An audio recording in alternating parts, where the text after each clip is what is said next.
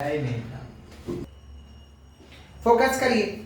Chapter हम लोग कौन सा कर रहे हैं? Income from house property. Chapter हम लोग कौन सा कर रहे हैं? Income from house property. Income from house property. नाम से पता चल रहा है कि घर संपत्ति से जो इनकम हो रहा है उसे पता करना है। इनकम फ्रॉम हाउस प्रॉपर्टी माने घर संपत्ति से जो भी पता इनकम हो रहा है उसे क्या करना है? हमें निकालना है। इसका चार्जेबिलिटी सेक्शन 22 है। Chargeability section 22। अच्छा बताइए, घर से लोगों को इनकम होता है या नहीं होता है? होता है ना। हाउस प्रॉपर्टी बहुत इनकम होता है, करोड़ों रुपया का भाड़ा आता है लोगों को। समझ रहे हैं? बड़ा बड़ा कॉम्प्लेक्स वगैरह में बिजनेस जो होता है करोड़ों का भाड़ा है, उसी इनकम को हम लोग को पता करना है। समझे? अच्छा, सबसे पहले मेरा प्रश्न है कि एक हाउस प्रॉपर्टी आपके पास है तो आप हाउस प्रॉपर्टी को क्या कर सकते हैं? हाउस प्रॉपर्टी में खुद रह सकते हैं, खुद रह सकते हैं ना। Self occupied. कौन सा? Self occupied. या तो किसी को भाड़े में दे देंगे, भाड़े में देंगे उसे कहते हैं लेट आउट। क्या कहते हैं? Let out. भाड़े में दे देंगे। और तीसरा हम क्या कर सकते हैं? Use for own business and profession. खुद का बिजनेस और प्रोफेशन लगा देंगे। खुद का बिजनेस खोल देंगे उसी दुकान में, उसी घर में। खुद का प्रोफेशन लगा देंगे उसी घर में। यही होता है ना। घर का तीन ही होता है ना भाई। या तो खुद रहिए या तो भाड़े। बेचने का बात नहीं हो रहा, सुनिए, बेचने का बात नहीं हो रहा है। सुनिए, या तो क्या करिए? खुद रहिए, या तो भाड़े लगा दीजिए, या तो क्या करिए? घर का बेचना अलग हो गया ना। अपने घर में क्या करिए? बिजनेस और प्रोफेशन लगा दीजिए। लेकिन इस चैप्टर में अगर अपने घर में बिजनेस और प्रोफेशन करते हो वो कवर नहीं। सिर्फ और सिर्फ दो ही तरीका का सम कवर है, लेट आउट, सेल्फ ऑक्यूपाइड। बोलो क्या बोले? Let out, self occupied. Clear? कोई भी लेट आउट का सम बिना गैप निकाले हुए नहीं बनेगा। आपको गैप निकालना पड़ेगा। गैप का मतलब होता है ग्रॉस एनुअल वैल्यू। बोलो gross annual value. Gross annual value का मतलब होता है कि एक घर से हम साल भर में कितना कमा सकते हैं। Earning capability of the house. Earning capability of the house. एक घर से हमें कितना कमाई हो सकता है उसे हम कहते हैं ग्रॉस एनुअल वैल्यू। क्या कहते हैं? Gross annual value. प्यार से कहते हैं गैप। क्या कहते हैं? गैप। क्लियर?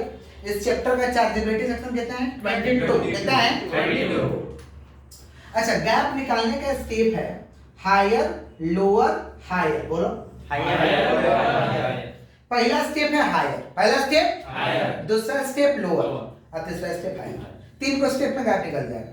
हायर माने बड़ा देखना है, फिर जो निकल के आएगा उसके साथ छोटा देखना है, और फिर जो निकल के आएगा उसके साथ नेक्स्ट वाला का बड़ा देखना है।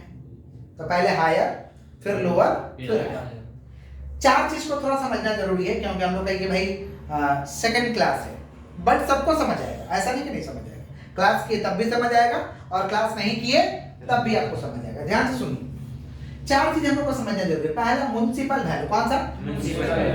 म्युनिसिपल वैल्यू का मतलब होता है कि हर एरिया का एक वैल्यू होता है। ये म्युनिसिपल कॉर्पोरेशन डिसाइड करेगा। कौन डिसाइड करेगा? Municipal value decided by the municipal corporation. Municipal value decided by the, तो हर एरिया का एक वैल्यू होता है। ये कौन डिसाइड करता है भाई? Municipal corporation. बोलो क्या बोले? Municipal corporation. Fair rent. Fair rent का मतलब होता है जो हमारा प्रॉपर्टी है उस एरिया में उसी प्रॉपर्टी का हाईएस्ट रेंट क्या है? हाईएस्ट रेंट क्या? नहीं समझे? अब मान लीजिए मेरा जैसा प्रॉपर्टी है वैसा प्रॉपर्टी तो एरिया में होगा, तो उस प्रॉपर्टी का सबसे ज्यादा भाड़ा कितना मिल रहा है? इसे कहते हैं फेयर रेंट। क्या कहते हैं? माने हम लोग समझने के लिए साधारण भाषा में कह सकते हैं कि highest rent of the area. समझने के लिए साधारण भाषा में समझ रहे हैं। लेकिन फेयर रेंट का एग्जैक्ट मीनिंग क्या होता है कि मेरा जो प्रॉपर्टी है वैसे ही प्रॉपर्टी का हमारे एरिया में सबसे ज्यादा भाड़ा कितना चल रहा है, इसे कहते हैं फेयर रेंट। क्लियर? नेक्स्ट है हम लोग का स्टैंडर्ड रेंट। बोलो क्या बोलेंगे? Standard rent. स्टैंडर्ड रेंट का मतलब होता है कि rent as per rent control act. भाड़ा रेंट कंट्रोल एक्ट के हिसाब से कितना होना चाहिए उस एरिया का। हमारे रेंट के लिए एक एक्ट बनाया गया जिसका नाम है रेंट कंट्रोल एक्ट। क्या नाम है? भाड़ा नहीं लेगा तो रेंट कंट्रोल में हम लोग देने लगते हैं। समझे? तो हर एरिया का ना एक रेंट कंट्रोल भाड़ा तय करता है। समझ पा रहे हैं? तो रेंट कंट्रोल जो भाड़ा तय करता है ना उसे मिनिमम मानते हैं हम लोग कि वो कम से कम बेस पे तय करता है।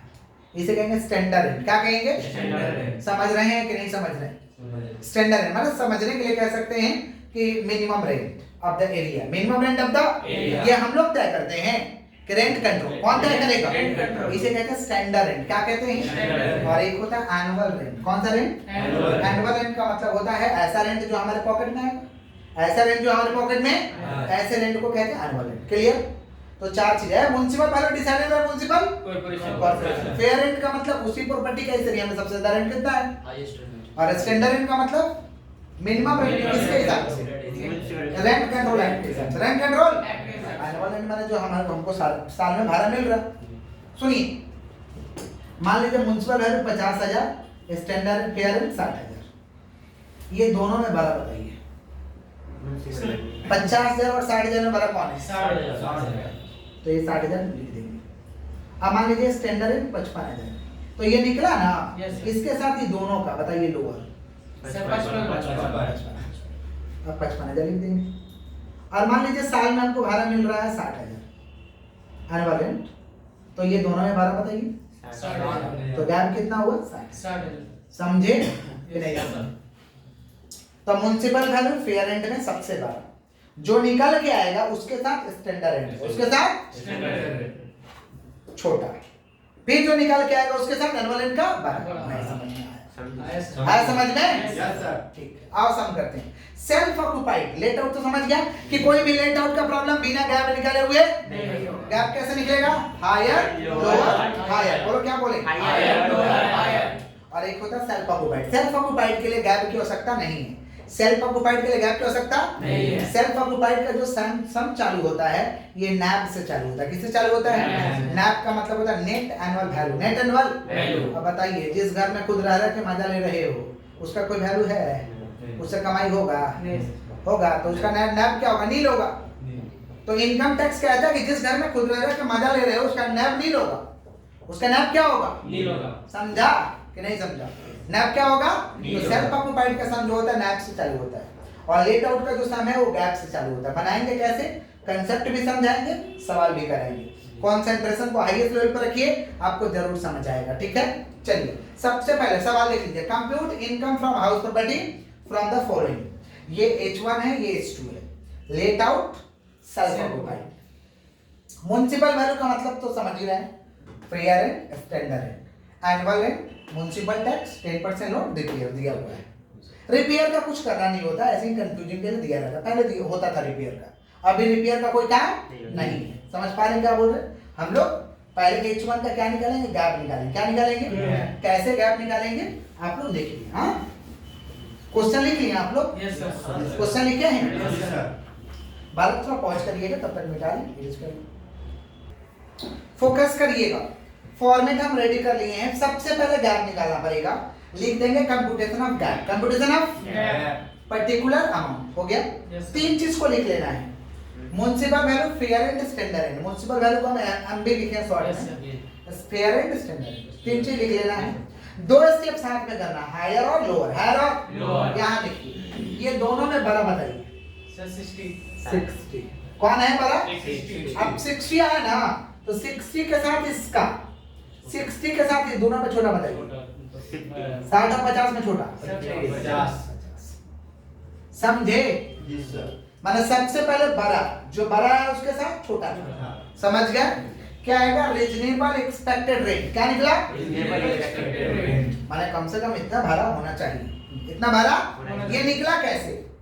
Higher of municipal value and fair rent, subject to maximum, minimum नहीं, subject to maximum standard rent. Maximum का मतलब स्टैंडर्ड रेंट से ज्यादा नहीं होना चाहिए। स्टैंडर्ड रेंट से ज्यादा नहीं होना चाहिए। ये लिखें, higher of municipal value and fair rent subject to maximum standard rent लिखना पड़ेगा। अब क्या लिखेंगे? Annual rent. क्या लिखेंगे? एनुअल रेंट कितना दिया हुआ भैया? 60,000 एनुअल रेंट 60। अब बताइए दोनों में बड़ा कौन सा है? 60।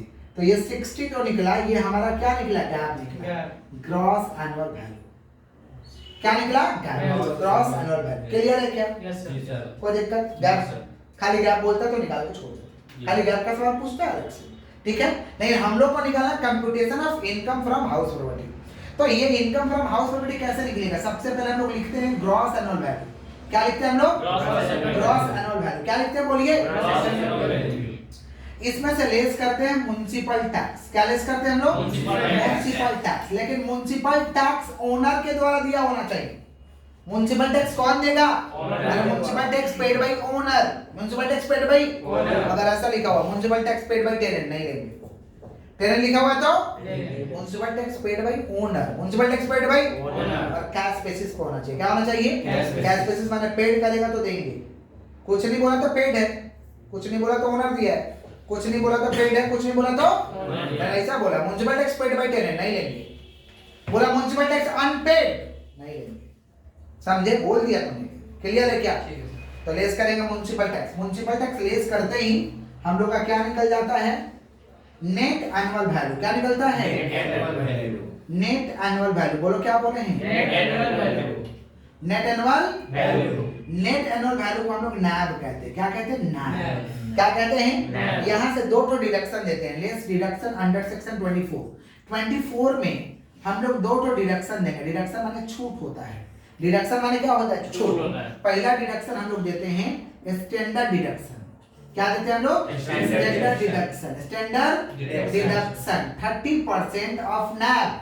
30% ऑफ नैब का मतलब होता है नेट एनुअल वैल्यू। ये जो नेट एनुअल वैल्यू निकलेगा ना उसका 30% लेस करेंगे। नियम में 30% लेस करेंगे। हम नियम नहीं खा रहे, हम सवाल ही कर रहे, नियम नहीं खा रहे। तो deduction standard deduction 30% of NAV. 30% of standard deduction सरकार छूट देता है ना कि घर को भैया मरम्मत करा लीजिएगा, पेंट उंट करा लीजिएगा, बिल्डिंग मजबूत तो होना चाहिए, चूना पत्थर करा लीजिएगा। इसलिए सरकार बोलते तुम्हारे कमाई का 30% छोड़ देंगे। तुम्हारे कमाई का 30% छोड़ देंगे। दूसरा हमारा है इंटरेस्ट ऑन लोन। बोले क्या बोले? Interest on loan. Interest on loan. अच्छा 30% ऑफ नैब ये होता है under section 24A। Under section 24A बालक थोड़ा सा ख्याल करें। Interest on loan under section 24A। जो इंटरेस्ट ऑन लोन रहेगा, क्योंकि घर वगैरह खरीदते हैं लोन पे, घर बनाते हैं लोन पे, तो उसका इंटरेस्ट तो छूट मिलना चाहिए। इसे कहेंगे इंटरेस्ट ऑन लोन। क्या कहेंगे? ठीक है। लेस कर देंगे तो हमारा क्या आ जाएगा? Income from house property. बोले क्या बोले? Income from house property. Income from house property. ठीक है। सुनिए तो गैप कितना निकला भैया? 60,000। गैप कितना निकला है? ए बालक मुंडे उठाओ। गैप कितना निकला? 60,000। सवाल में म्युनिसिपल टैक्स दिया है ना? म्युनिसिपल टैक्स 10% है। कितना परसेंट? म्युनिसिपल टैक्स चार्ज और municipal value. Municipal tax charge और म्युनिसिपल वैल्यू कितना दिया हुआ? सवाल करो सवाल। 50,000। कितना दिया है? 50,000 का 10%। 50,000 का 10% कितना होता भैया? 5,000। तो 60,000 में से 5,000 घटा दो, कितना बचा? 55,000। ये क्या निकला? Net annual value. क्या निकला? क्या निकला? Net annual value. क्या निकला? Net annual value. और डिडक्शन देंगे। पहला क्या? Standard deduction 30% of NAV. Standard deduction 30% of NAV का 30%। तो नैब कितना? 55,000 है ना? तो 55,000 का 30% बताइए कितना होगा? 55,000 का 30% चलाइए कैलकुलेटर। 55,000 का 30% 16,500। 16,500। और इंटरेस्ट ऑन लोन दिया है क्या? 10% लोन लिखा है सवाल में। देखिए 10% लोन लिखा है। 2 लाख लोन लिया है ना? तो 2 लाख का 10% देखो कितना हो रहा? 20,000। कितना हो रहा? 2 लाख का 10% 20,000। 2 लाख का 10% 20,000। तो इंटरेस्ट ऑन लोन कितना होगा भैया? 20,000। कितना होगा? 20,000। तो 2 लाख का 10% 20,000। 2 लाख का 10% 20,000। कोई दिक्कत? कोई दिक्कत बोल दीजिए। अब 55,000 में से दोनों को माइनस करके बाहर करिए। कैलकुलेटर भगवान जी दिए हैं तो चलाया करिए। यस कैलकुलेटर भगवान जी दिए हैं तो चलाइए। 35,000 में से 15,000 जाएगा 20,000 और 20,000 में से 1,500 जाएगा 18,500।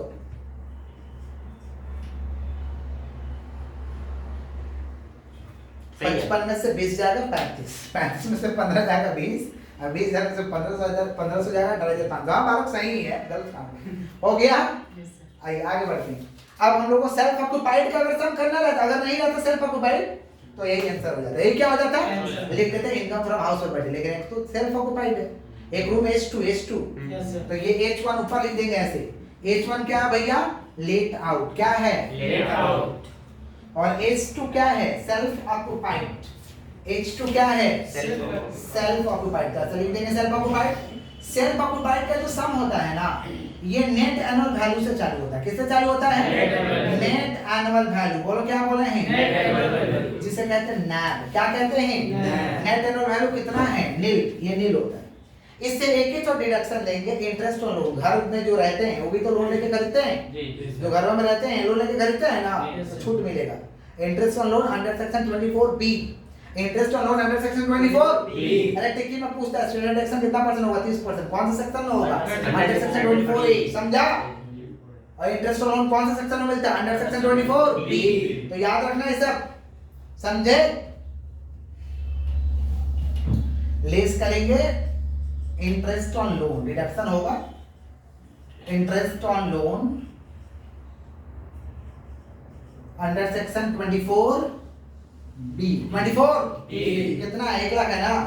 1 लाख का 10% 10,000, 1 लाख का 10% 10,000। ये बाहर कर देंगे 10, 1 लाख का 10% 10,000। कहाँ कर देंगे? बाहर। कहाँ कर देंगे?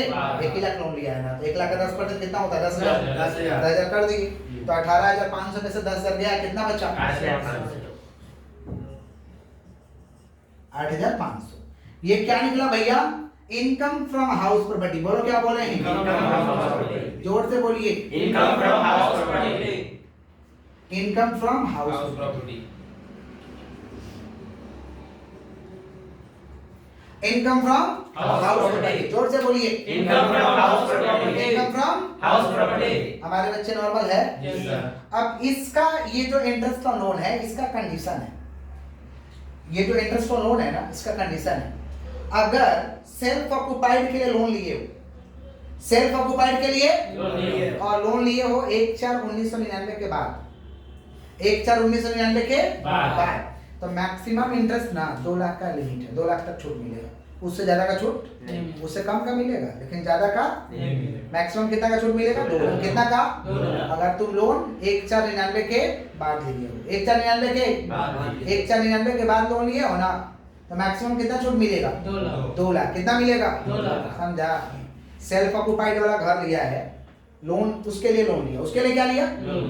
तो सेल्फ ऑक्युपाइड वाले के लिए नियम है, लेट आउट के लिए नियम नहीं है। किसके लिए है?